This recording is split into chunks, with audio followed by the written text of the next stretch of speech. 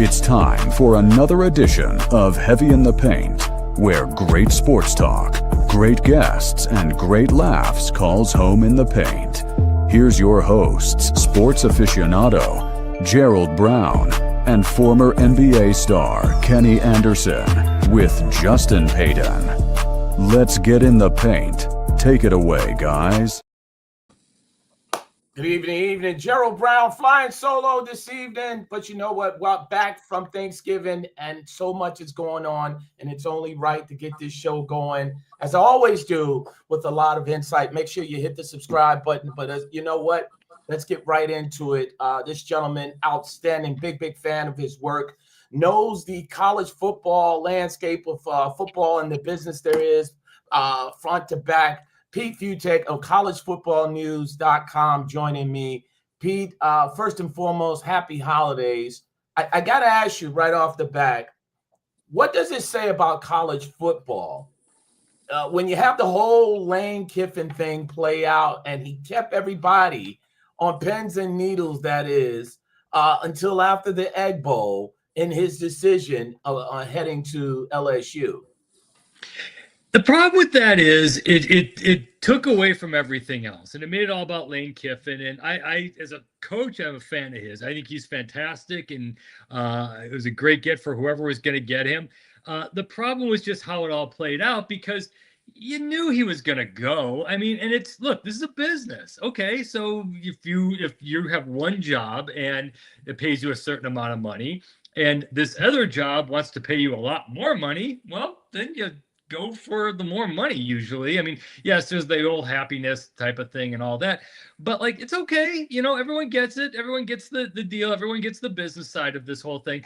But it was the whole thing about like, he's going to wait till after the Egg Bowl. He was going to wait after this, and then he's going to pray on it. And like, you know what, like, okay, so it's God's fault now that Ole Miss does not have, Lane Kiffin anymore. So he's like deflecting to that. It's just like, we get it. It's okay. It's okay. Go take the other job. Just stop with all the other stuff. And everyone knew it was going to happen.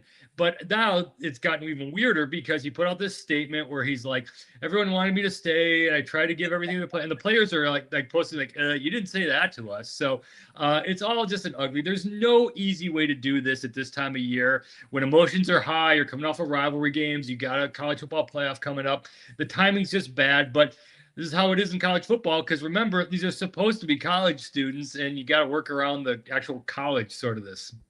Yeah, you know what? I've long since said that, you know what, inevitably, let's stop this whole charade of they are student athletes and stuff. This is a business. And the thing that I wanted to ask you, because so many people were in uproar. Were like, you know what? They should have let him coach and let him play it out. Honestly, I didn't have any problem with it, because we're still operating of this belief that, A, he's going to be able to have these kids and poach them and take them to, LSU. And I kept saying, no, we're in an era of NIL collective, and it's all about money. So if he's going to be there, let him stay there. If these kids are going to go, it's going to be about the money that LSU is going to offer those kids. And it just so happens that they turn around, Charlie Weiss Jr., who's going to coach at LSU, all of a sudden is allowed, if you will, to come back. Just the landscape of things. Like you said before, just to hold it, do you think they should have let him coach? I mean, it wasn't going to hurt. I mean, what is your thoughts on just the whole belief of kick him out and just say, you know what, good riddance? Well, you're a man of a certain age in the basketball world. You know what the phrase, I want a Michigan man coaching Michigan means. Yes. So I get that too. Honestly, when it comes down to this with college football coaches, it's like everything else. If you like the guy, then everything's fine. If everything's good and you like the guy, the human being that's there, you're like, yeah, let's see this thing through. And like, of course, how this should have played out is, yes, it's money, it's NIL and stuff, but we also have to remember that most of these guys aren't turning pro. A lot of these guys are making like little money. They're not all making the, Dr. Pepper ad money. So they're actually there at Ole Miss to go to school and to play, and they need a degree, and they actually want to learn something, and they're there. So if cooler heads are prevailing, you say, look, you allow the coach to see it through the playoff, and because you are also telling these kids today's National Signing Day, and you're saying, hey, come here, we'll take care of you. You want to coach these guys until the very end. So that's kind of what's happening, for example, at James Madison, where you do have the coach who's there right now, and he's going to see, he's going to coach in the conference championship this weekend. If Duke wins, James Madison goes off to the college football playoff. And so UCLA is like, yeah, okay, we'll get you when you can get you. Coach this thing out, and that's fine. But SEC people do not handle things very rationally. Yeah, it's a big difference. I mean, in the landscape of things, and obviously definitely referencing Bo Schembechler when he talked about Michigan man. But it's just the obvious thing is that right now, money controls a lot of the movement in college sports. And, it's nothing wrong with it, but it is what it is. Like if a kid leaves James Madison to follow the coach to UCLA, well, that's kind of the norm, if you will, in this day and age. Speaking of coaching, you look at Penn State. They got him out in front of everybody and made the big splash and got rid of James Franklin. He's now landed at Virginia Tech.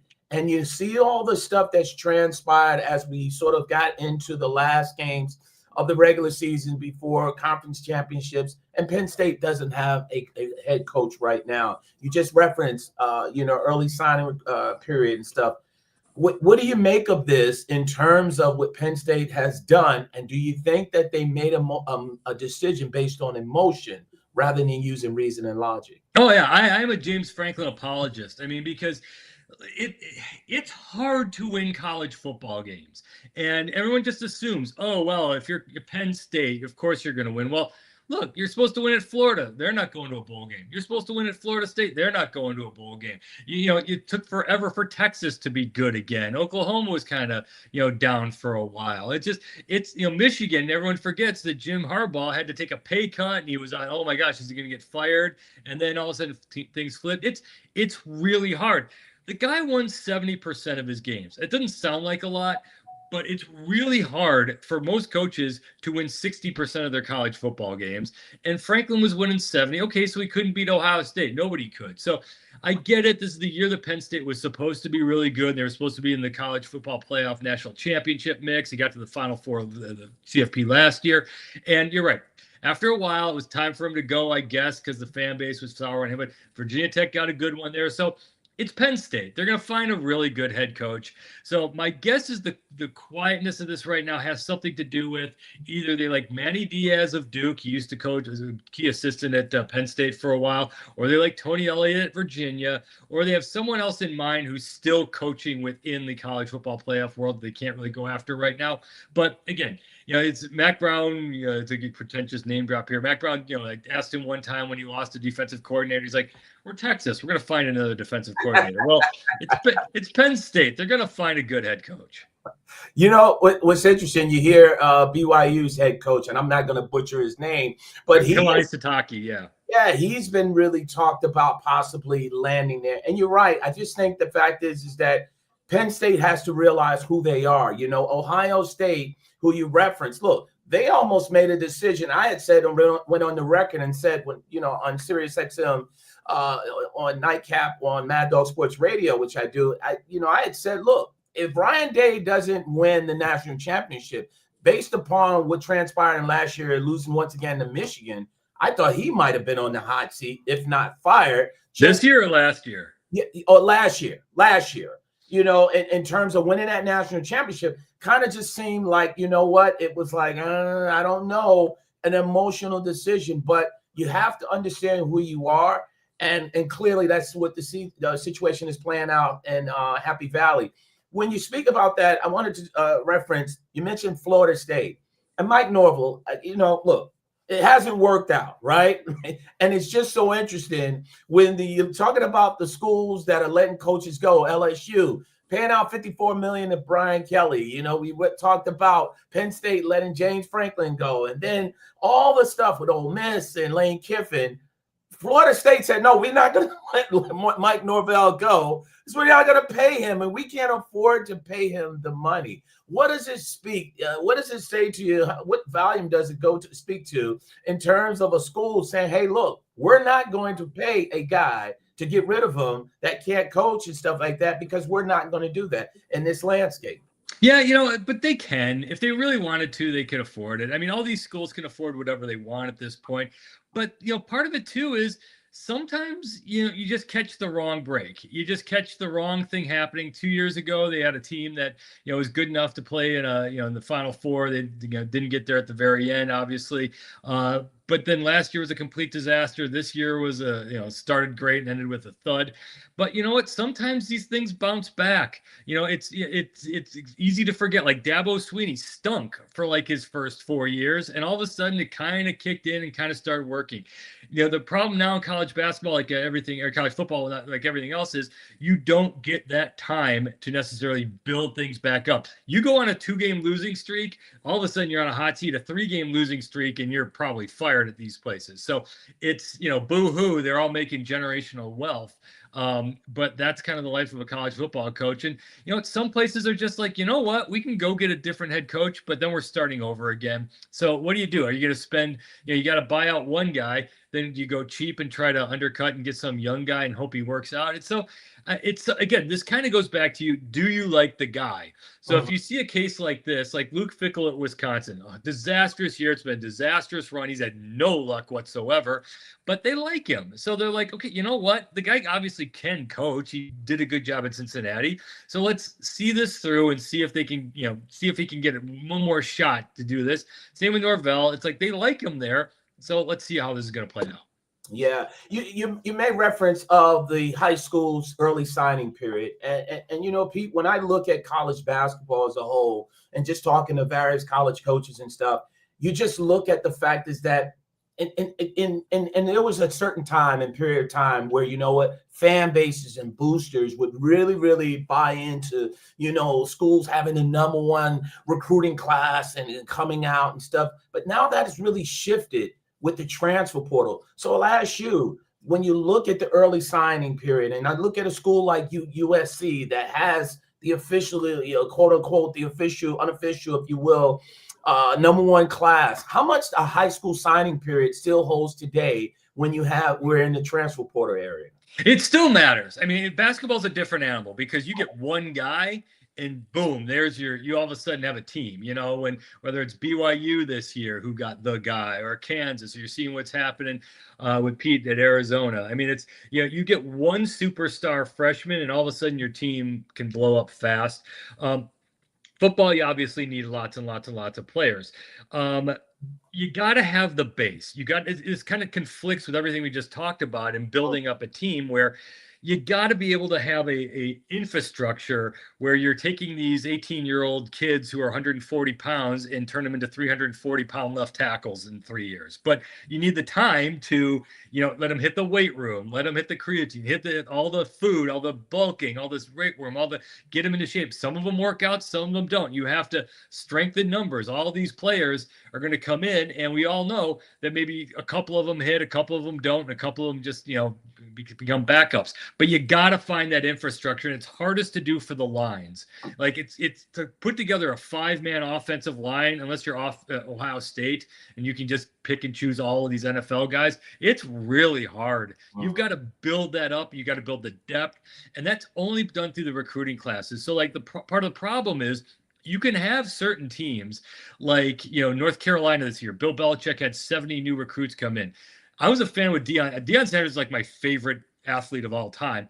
So huge fan. He came in and did what you want to do. You said all these players here are bad. We're going to get good players. And he went all transfer portal. The problem is it was all frosting no cake. They didn't have any infrastructure of the lines to build up and make that team better. And what's happening is their lines are awful, and they're awful against the run, and they have no pass protection. So the mixture of that has been this year's Texas Tech, where they had a really nice base in place. The head coach, Joey McGuire, has been there for a few years. He's built it up. He's built up the guys to a certain point. And then what they do, they're the $1 million defensive line. They went out there and went boom, boom, boom, boom, boom, and got 5 guys, and just paid a ton of money for them, and all of a sudden, on top of the base, there's your frosting that goes to the the base of this thing. And Texas Tech is blowing up right now. So it takes a lot of work and a lot of luck, and you do need kind of a mixture of both. But to your point, National Signing Day now doesn't mean as much. It's not. It used to be the first Wednesday in February where there's nothing else going on. Now everyone cares about the college football playoff and the conference championships. And in a transfer portal world, it's important, but honestly, it's hard to get into it too much. Yeah, Pete, a couple more before I let you get on out of here. In terms of the college football playoffs, what will it take for BYU Miami. or Notre Dame to also get Miami and Notre Dame, to get in? And how much does BYU have to factor into them those teams being in the college football playoff? They're being cagey about it. I mean, the thing about the college football playoff committee is that there's absolutely there's no real rules. They can take whoever they want to take or rank whoever they want to rank. And what they're really good at doing is making sure they don't give themselves hard and fast things that they've got to adhere to, because they really are, for all the talk of, oh, well, it's ESPN, oh, the fixes and all that. These people are legitimately sincere about wanting to come up with the best tournament possible. In their mind, they just don't want to catch any smoke. They don't want to get any sort of, controversy. They just want to have a really good tournament here. So there's not any of that. The problem with that is where's the consistency? So last year, is a different group, a different bunch of parts here. Last year, they made a thing where they said, we're not going to punish teams that lose their conference championships. They don't want to make that like, okay, well, it's not fair that some teams are sitting on their couch this weekend and other teams are going off to the conference championship and lose. We're going to punish them for losing to Ohio State or losing to Georgia. They didn't do that last year. They haven't come out and said that they're doing that this year, but that's the easy way to handle this is like, look, if you win your conference championship, and remember the college football playoff era for like the last 12 years, it's gone pretty chalk. There hasn't really been any massive upsets, but just in case BYU beats Texas Tech, then that throws everything into a loop. So at the moment, until they say otherwise or act otherwise, I don't think there's a mechanism or a way for BYU to get in unless it wins the Big 12 championship, or for Miami to leapfrog anybody. And this could be cut and dry. If Texas Tech blows out BYU, it's probably pretty easy, and they keep everything the same. And whatever you just saw last night on the 12 teams, well, the top 10 is probably going to stay the same. Yeah. What's interesting is the fact is that you're right, because it's almost like just really they're picking and choosing who they want, especially when they did that year where, Florida State lost their quarterback and Rudolph. And I said, you know what, that right there just clearly showed that, at the end of the day, it's all just show. And but you're pointing to another factor here. They were right that they did make the right call. What they're horrific at is selling it. They need a press secretary to come out and be able to articulate what they just did. Because in that particular year, you had undefeated Michigan, undefeated Washington. They both were 1-2, fine. And then you had to put in, Alabama, because they just beat the undefeated two-time national champion Georgia team, and they were the SEC champion. And then you had to put in the Texas team that beat them. One team had to be left out. Florida State was 13-0, but they didn't play anybody. That was great. They lost their starting quarterback. So they actually made the right decision, but they didn't sell it the right way. They could have done it right. And they're not doing that this year, where all of a sudden last night, when you're flipping Alabama over Notre Dame for no particular reason, it looks really suspicious and fishy, where in their minds, they're just like, well, we think Alabama's good. They just won a rivalry game over Auburn, blah, blah, blah. Well, yeah, but Notre Dame just destroyed Stanford, who blew out Florida State, who blew out Alabama. So they just have a horrible communications problem here. Yeah, but it defeats the purpose of saying you reward a team that wins their conference championship that's a Power 5. And the thing is, I wanted to ask you and get your thought on this. I've been saying so long that a lot of the problems with college football would be so much easier and better, and it probably would be non-existent if you emulated, not duplicate, but maybe emulate what the college basketball NCAA March Madness tournament. No, I'm not talking about putting 68 teams in. Yeah. No, but you know what? It's these ADs and these presidents that it's just been, holding on to this whole thing of, well, these are students, they have to go to school. But I didn't understand why college basketball players are doing it. Now the cat is out the bag. The genie is out of the bottle. We know what it is with the money involved. Why can't the college football side take a look at what is being done with the March Madness and saying, hey, look, we're going to get 32 teams, get all these teams in, but you take a select amount of teams that win their championship. And now, David is rewarded just as much as Goliath. And now you have everything on a stage where now it's decided and you get in based upon your performances. If you win, do you ever think that we would get to that point and possibly have something that maybe looks kind of like a pseudo March Madness with the college basketball playoffs? The problem with that is a couple-fold. One, football, basketball, obviously way different sports. It's harder if you can't play 6 extra games they're playing a lot if you're counting conference championships. Playing to win a national championship in March Madness, you got to win 6, maybe 7 games. That's not a problem. You can't really do that in football. The other problem is the David and Goliath.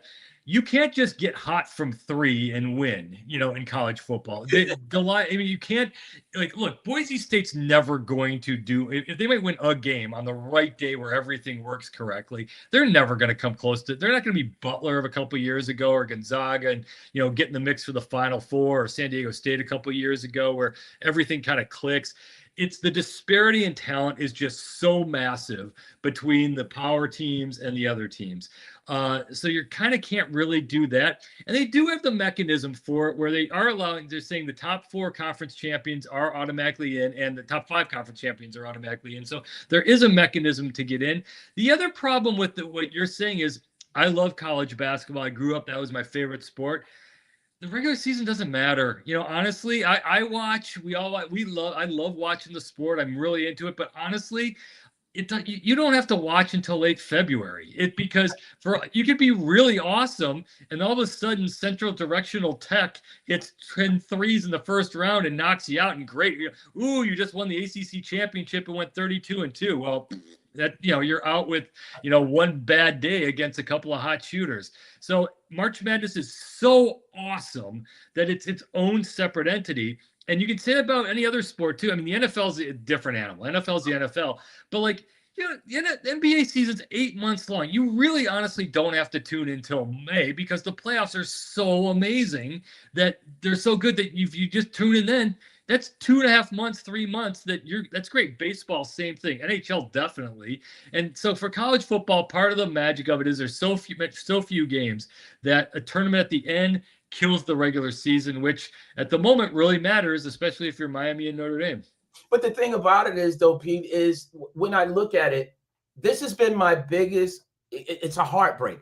When I look at bowl games, right? Because the kids, and rightfully so, look, the kids in the schools that don't make the college football playoffs, and you got all these bowl games, and it's a lot of revenue that's dependent on, these teams coming in. I don't want to see kids opting out of bowl games that don't have a chance to play on the playoffs. And now you just got meaningless games that are, I remember when, the Cotton Bowl was something, or, and I'm happy that the playoffs has extended to incorporate and include some of these, the history of some of these bowls. But there are some that just, like the Belk Mayonnaise Bowl, it's all this stuff where I'm saying, if you look at this system, add the teams in, now there's a sense of relevancy attached to it because these would be locations and games that are part of a playoff system. And now these kids will opt in. It would be worth watching. I mean, it's just really that's the sad side and the drawback when you have these college football playoffs and the teams are announced. It's like, okay, now you're playing in meaningless college, bowl games,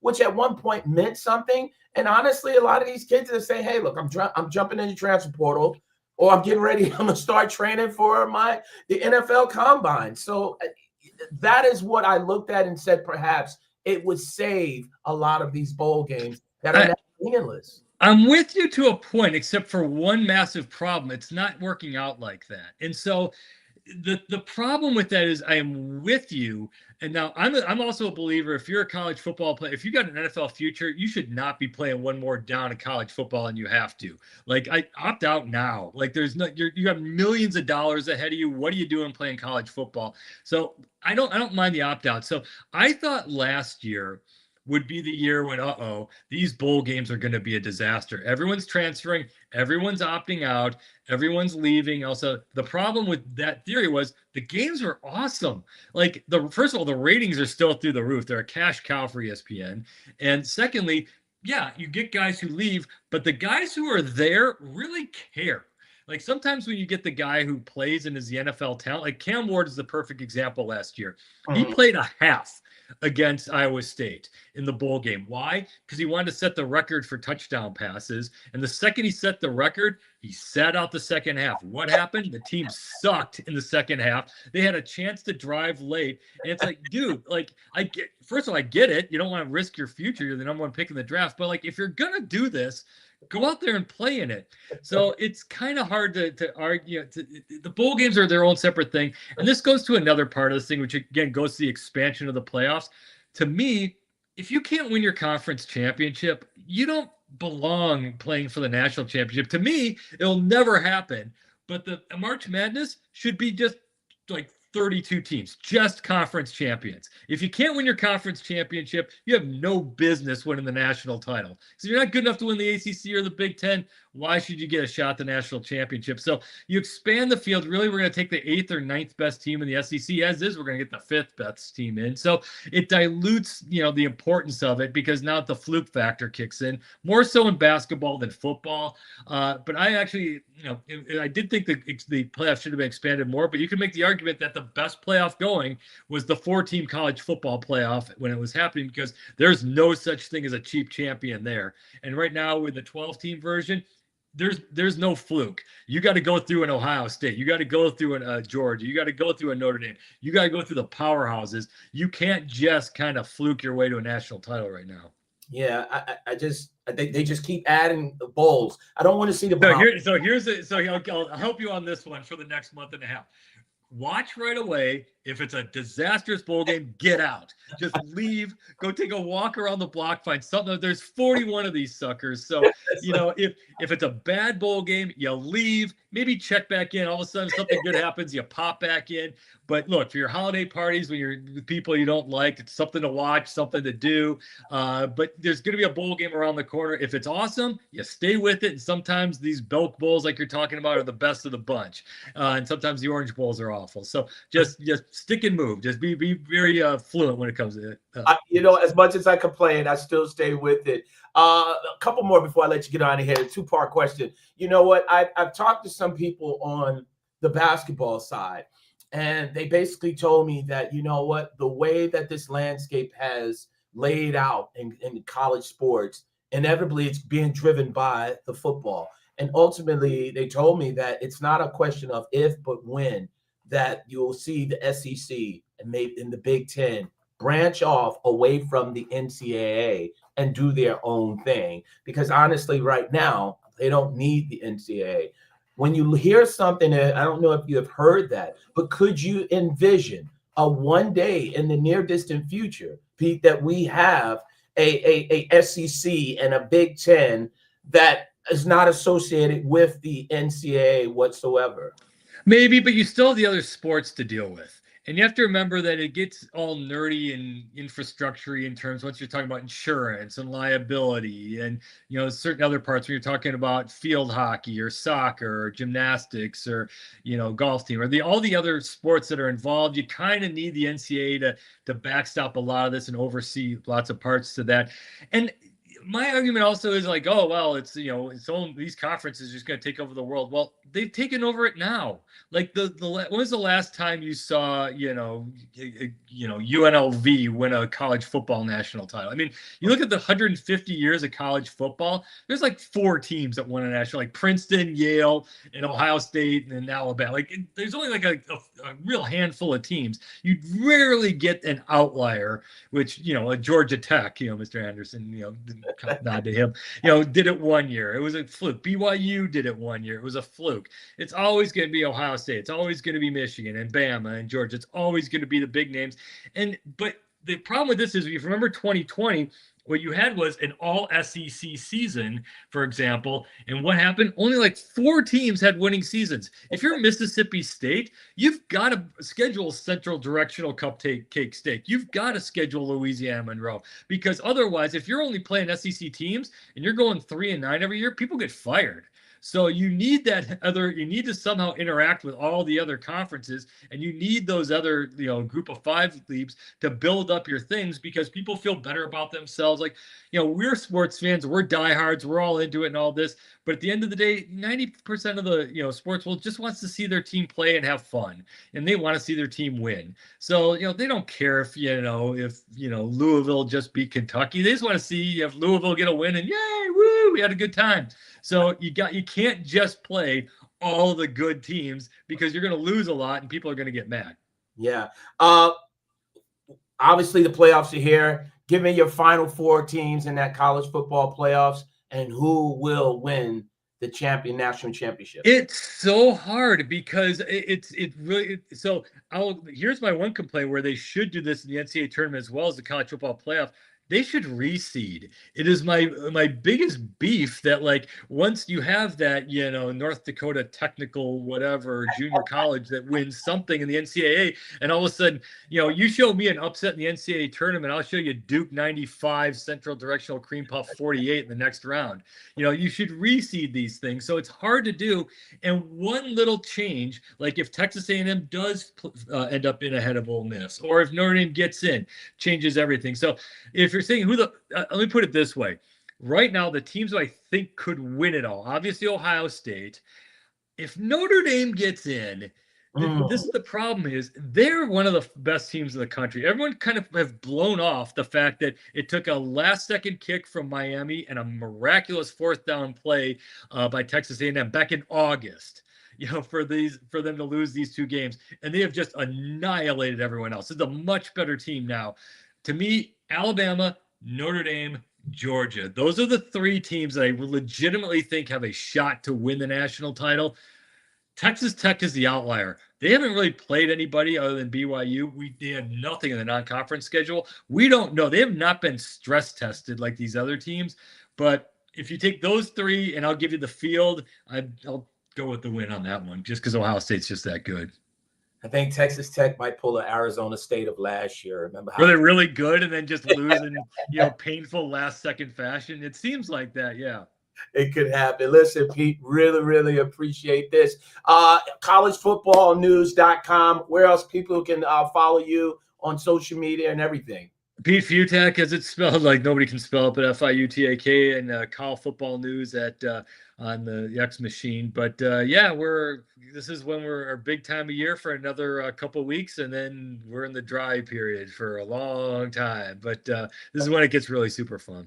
Yeah. Listen, Pete, really, really appreciate the time. Definitely look forward to doing it on SiriusXM, Mad Dog Sports Radio. All the best. Happy holidays to you and yours, and appreciate the time. And to you too, every time. Thanks for having me on. You're one of the best in the business, Mr. Pete Fiutak, joining me here in Heavy in the Paint. I'm going to keep it moving because, again, this has been a really, really interesting time in terms of just, how this thing has played out in terms of just, how everything has shown up in terms of just how this whole college football landscape. So as you know, I'm on Facebook, YouTube, everything.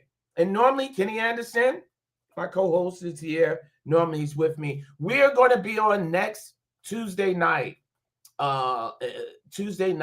7 p.m. We're going to be on, and we're going to be really, really fully invested on everything because, as Pete mentioned, we're going to really start focusing a lot on just the fact is that college football is winding down, college basketball is picking up. So that's definitely going to be, as well as the NBA. So next Tuesday, right here on Heavy in the Paint, 7 p.m. Eastern time, we'll be on better than ever. And we're going to have a lot of surprises with that. So this was so interesting because earlier today. And you know, I'm on Sirius XM NBA radio. You know, I'm on Mad Dog Sports Radio. You had this thing where I couldn't understand when I saw this. Like, planning for the show was all about, hey, you know what, get ready for the show. It was all about, college football, college football, college football, college football. And I couldn't understand when I happened to come across some stuff planning for the show. I saw this thing that basically was said that Chris Paul, breaking news, Chris Paul has been let go by the Clippers. And I just couldn't put my head around it. And the first thing I said was, my experience coaching AAU travel basketball, and even with college football and stuff, anytime you have a team that's on the road and they put out a press release 2-3 a.m. announcing that they have decided to move on from a player, the first thing that comes to mind is, what did he do? Right? What did it break curfew? Was it a situation where is it a situation where something transpired? What happened in the sort of night that transpired that CP3 was shown the door? Now, clearly, it wasn't anything illegal as far as we know, because there would have been the law enforcement component to this whole situation. That isn't the case. So it just allows me to believe a couple of things. I was once told by somebody that said, when it comes to professional sports, there's a couple things. You don't mess with the money, right? You don't mess with the money. You can say and do whatever you want. Just don't mess with the money. And all I've been hearing is just digging around or whatever. Chris Paul messed with the money. Now, I don't know what it is. I mean, Shams has reported that, he was not on speaking terms with the head coach, Ty Lue. That was kind of odd, but nevertheless, it had to be something egregious, and not trying to put narratives out there. Just look at it for what it's worth. I'd watched recently the Alex Rodriguez documentary. I thought it was very interesting. And I noticed in that documentary how he talked about the team told him they were going in a different direction. They were going to play a lot of young guys. And essentially, they let him go. And what struck me about that and stayed with me was the fact is that they let him go August 15th. Now, in baseball, you play 162 games. Obviously, you might want to take a look at guys, whatever. But, clearly, I can't, if I'm not mistaken, they weren't playing for the playoffs. But to really ceremoniously show a guy that potentially is, a franchise player, a face, the door like that, I thought that was kind of odd. And I said, wow, clearly it might have still been some residue from the whole narrative when A-Rod decided to, sue the Yankees and do all this crazy stuff, which he spoke about in his documentary. But how it ties into CP3 is where I look at this whole thing, how it played out. You're talking about a guy who a few weeks back announced that this was it. So now you get this opportunity to have this grandiose farewell tour, and you let a guy go in the middle of the night, and then all of a sudden you have CP3 gets on social media to post something. He reaches out to his people, and now you got a battle of PR. Who wants to get in front of this story to be able to control the narrative? And when you have something like this happen to a guy that's going to be a Hall of Famer, hands down, but you really not be able to show him and usher him out. Like, think about if Dr. J was shown the door like this by the Philadelphia 76ers when Dr. J retired. Or you can think about any of your top tier, athletes and NBA superstars and stuff when they were pretty much at the end of retiring, if they were shown the door. The way this happened, and a lot of people will put the blame on the Clippers and say, oh, this is crazy. This is what the Clippers do. But I tell you this, you got to go back and understand, you don't ever mess with the money. This is something that transpired. Maybe he thought he was bigger than what he is, CP3, who knows? But the point thing I can tell you right now, this should be, if you will, a small wake-up call to all of these American basketball players, grassroots. Because I've said this so many times in the past, and it just seems to continue to happen, and we're not focusing on it.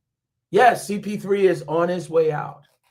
But a quarter of the NBA is made up of international players. A quarter of the NBA. And the direction it's going with NBA Europe, it's only going to continue to grow. And guess what that does? That eliminates the American ball player. It eliminates the pool of American ball players. And a lot of people would probably sit back and hit me in comments. Oh, you don't know. No, that's not, that's not the case at all. That's not the case at all and stuff. And I'm gonna get to the questions that you guys have on the in the chat. But the thing is, you have to pay attention to it. The way the structure of the NBA is going, look, I believe that they're getting tired of some of these players, right? LeBron James, you just witnessed the other night when they lost to the Phoenix Suns. JJ Redick was calling, the hot mic picked up him calling LeBron, and LeBron is down there having a personal conversation with some of the Phoenix Suns players on the bench. Ultimately, he had to burn a timeout. And it's LeBron. They're not going to make a big story about it. But I've heard people tell me, several people, that LeBron is pretty much being slowly but surely pushed out the door. I've said so many times in the past, hey, look, LeBron probably is trying to figure out a way to get to New York, link up with Mike Brown, because he wants to be wanted, right? Now, in case we hear this news that, Giannis is deciding that, listen, he's getting his people, his agent, to get together and see what type of direction they can go. Now, let's be clear about one thing. And before anybody starts, I know they were talking about the Knicks and all this other stuff. The thing that I want to really just make sure of this, and I'm going to tie it back into CP3, is the fact is that we have to be clear on one thing. Giannis going to the New York Knicks is going to gut the team. And theoretically, the team will probably be a little bit better than the Milwaukee Bucks, right? You're going to probably have to trade significant pieces. And in a year where you don't have Tyrese Halliburton, there's no Jason Tatum, right? There is very little push from other teams and stuff like that. It really, really doesn't puts you in a space where you don't really have to worry about saying you have to load up on superstars. So this belief of Giannis going to the Knicks, are you willing to give up a lot? I've said before, and I said this, if Giannis gets to San Antonio, especially with the young pieces that they have, it could get really ugly with him and Victor Wembanyama, and you still have some pieces that are there. It could get very ugly with them too and their skill set, and seeing Victor Wembanyama's continued growth. But I say all that to say that in the grand scheme of everything, where we're looking at the American player, we got to get back and get focused. And I say we because, again, grassroots basketball, all these different things. If you can tell me the last time we've had an American-born MVP of the NBA, and look how long you have to go back to think about that, that clearly just shows enough is enough. And it just seems apparent that a lot of these teams and the NBA governors are saying, hey, look, we're going international. We're going to get the players from Europe. We're going to get the players from Africa. People laughed at me when I told them this years back. It's happening. And slowly but surely, they're ushering out a lot of the players. CP3, LeBron, again, ushering them out into a new wave. And some of these other young guys and stuff like that, they got to be able to figure out exactly who they are. Zion Williamson, Ja Morant, you got to get it together, because at the end of the day, time waits for no one. Quick questions in there. Duck House just went. If they're currently on baseline, CP3 back to Houston. Yeah, I think that makes the most sense. But I think the biggest thing that will transpire with that will be if the Houston Rockets stand pat. Because clearly the Clippers, whatever's transpired, like Lawrence Frank put out, they're going to try to trade him. But I think look, Chris Paul, if you just want something, I think if you Houston Rockets, you just stand pat, because you'll be able to get a player. You don't have to give up anything. They're not going to hold on to him. Ultimately, just the way this is played out, I said ultimately you probably see Chris Paul maybe with the Houston Rockets probably within the next 2 weeks, if not sooner. But also the biggest thing is, what are you expecting from Chris Paul to come in? Like, the biggest thing is Chris Paul, wherever he's gone, unfortunately, that injury bug has followed him. So that remains to be seen. But I tweeted earlier today on X, as well as on Instagram, in my story. I said, look, Chris Paul in Houston, his next destination will be Houston, and we'll just see how his return will be there. So I don't know. It's Duck's House just went. Is there any way university can make the college football playoffs? What university? They're 10-2 in the playing Mountain Western Conference. They're playing the Mountain Western Conference game this Friday. Trying to figure out, is that what school? University. Duck House just win. So, definitely let me know. Drop that in the chat. Also, yeah, baseline. Look, I agree. Yeah, Giannis is acting passive aggressive. You put UNLV. You just put UNLV, but you put okay, so it's small. Put it in big letters. Since when do you know the capitals of UNLV in small letters? UNLV, it's going to have a lot to take place. I think, honestly, when I look at the college football playoffs, and the biggest thing is, when I look at the Rebels and I look at teams like that, the college football playoffs, honestly, it's not made for schools like UNLV. It's not made for schools like James Madison. It's not made for David, if you will. It's made for Goliath. It's made for top-tier schools. And I think ultimately that's what's going to happen. And what's going to happen is you're going to have teams from the Big Ten play the Big 12, play the SEC, and it's just going to be the top-tier teams. It's not going to have a Boise State come in and upset, the teams. So I think the closest we might get to something like that, like I referenced last year when we had Arizona State and Cam Scatterboo, he came on the scene and he will, obviously, he made an opportunity, took that opportunity and positioned himself to get drafted in the NFL by the Giants. So that's my biggest concern with the college football playoffs. It's really just an extension of saying, hey, look, we're going to take the Big Ten and the SEC. Okay, we'll include the Big 12 and maybe some of the ACC, but for the most part, the meat and potatoes will be those three conferences, and then let them battle it out. We won't see schools like a UNLV or James Madison or Texas Tech, really advance and have a chance to win a national championship, because at the end of the day, that's not going to move the needle. It's all about having opportunities to have, the big time schools, because those are the ones that translate the dollars and stuff like that. I'm getting out of here, people. Hey, listen, don't forget, appreciate the questions and stuff like that in the chat, in the comments. We'll be back on Tuesday. Okay, regular night, new night will be Tuesday. Definitely look forward to it. I'd like to thank Pete Fiutak from collegefootballnews.com. Make sure you check that out. Appreciate the time. Peace and love. Have a great one. Also, make sure that continue to check out the show, and make sure you check me out. SiriusXM NBA Radio, Saturdays, 10 a.m.